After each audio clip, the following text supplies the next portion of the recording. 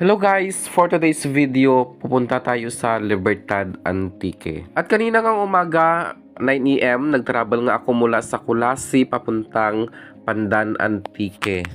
At bandang alas 10 nga nakarating ako ng Pandan, tapos bumaba ako sa Barangay Pulyon para maghintay na naman ng panibagong bus na papuntang Libertad. At dahil medyo nga matagal yung bus, kaya nag-decide na lang ako na sasakay na lang ako ng tricycle papuntang Libertad. At ito nga no, madadaanan natin dito yung Bogang River. Yan. Tapos itong way na papuntang Malumpati Cold Spring. So dito po yan sa Pandan Antique. At para no sa kaalaman ng lahat, yung bayan po ng Libertad, ito po yung pinakadulong bayan dito sa northern part ng Antique. At dito nga sa bayan na to, every March, sineselebrate nila dito yung Banigan Festival. At kaya naman po no, tinawag na Banigan Festival kasi po dito po maraming gumagawa po ng mga banig dito sa bayan ng Libertad. At hindi lang banig no, may mga bags and baskets din. At dahil din no, malapit lang sa dagat itong Libertad, so marami din ditong activities na pwede natin gawin sa kanilang karagatan katulad ng pag-scuba diving. Dito rin natin makikita yung mga nagagandahang coral reefs at mga nagagandahang mga isda. At ang isa din no sa ikinabubuhay ng mga taga rito ay ang pangingisda.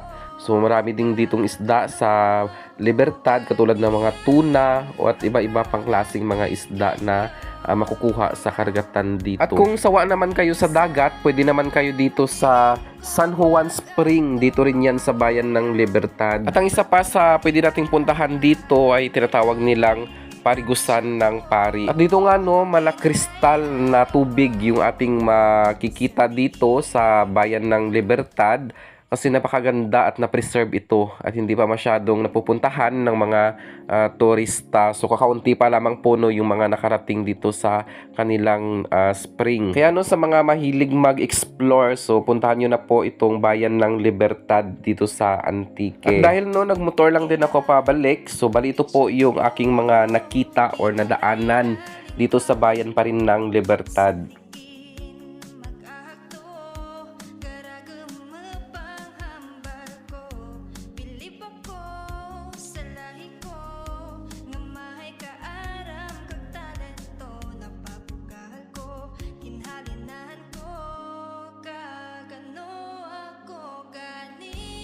At dito nga no, sa Barangay Bulinaw, maganda din po dito yung view na ating madadaanan pagpabalik tayo papuntang Pandan.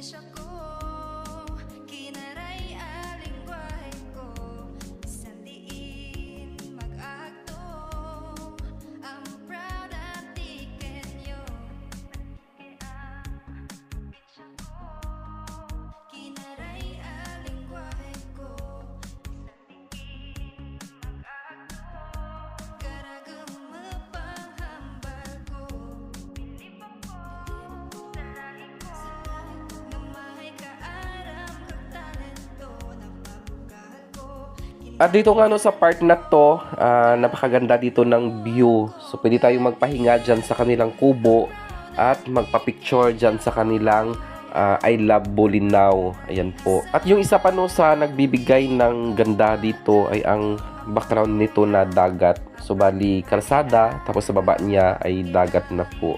Ayan. At dyan nga no, sa area na yan, pwede din kayong maligo dyan kung trip nyong maligo. At kung ayaw nyo nang magbayad pa ng mga entrance fee doon sa mga resort na matatagpuan dito sa bayan ng Libertad. At dahil nga no, nakamotor lang din ako pabalik, so nag-try na rin ako dito na kumuha ng mga videos at pictures para naman po maipost sa aking YouTube channel at saka sa aking Facebook page. Ayan no, kaya kayo try nyo na rin gumala dito sa Libertad. Ma-amaze ka talaga sa ganda ng mga view na inyong madadaanan papunta dito. At kanina nga no, naalala ko dito nga pala ako sumemplang way back 2015. So ayan po yung lugar na yan. Diyan ako sumemplang ng wala sa oras. So galing ako noon ng Pandan papuntang Libertad. So gumala ako noon, medyo hapon na. At ginagawa pa po yung kalsada that time, kaya po maraming buhangin. At dito nga no, sa San Enrique Bridge, may nadaanan ako dito na isang grupo na naliligo at tumatalon nga sila dyan sa railings ng tulay. At dahil nga no, pa high tide na, ang sarap talagang maligo na tumatalon dyan sa railings nitong tulay ng San Enrique. Sige, Belumpat!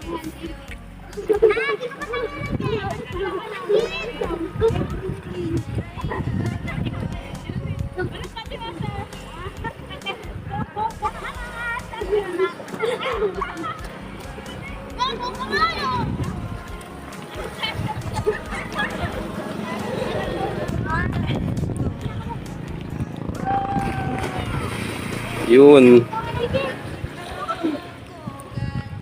At ayan no, at dahil nga ayaw nga tumalon ni ate, so yung kasama nila na mga bata na lang yung tumalon doon sa tubig. At dito nga sa kabilang side nitong San Enrique Bridge, napakasarap din ditong maligo. Kung makikita nyo no, napakaganda at napakalinaw po ng tubig dyan sa kabilang side. At pwede nga tayo ditong tumalon sa kanilang tulay. At doon sa dulo nito, meron dong niyog na pwede ding paliguan at talunan. So napakaganda at napakarami talagang pwedeng galaan dito sa bayan ng Libertad. Kaya ano pang hinihintay nyo no, punta na kayo dito sa Libertad at inyong i-explore itong bayan ng Libertad. So meron din ditong magagandang mga beaches na pwede nating puntahan at iba't iba pang klaseng activities na pwede natin gawin dito sa kanilang bayan. At ayan no, hanggang dito na lang po ulit yung aking video. So maraming salamat po sa mga patuloy na nagsusuporta sa pag-like at pag-share sa aking mga video na ina-upload sa aking Facebook page at saka sa aking YouTube channel. So hanggang sa muli, kita-kits ulit tayo sa susunod na mga video na aking i-upload.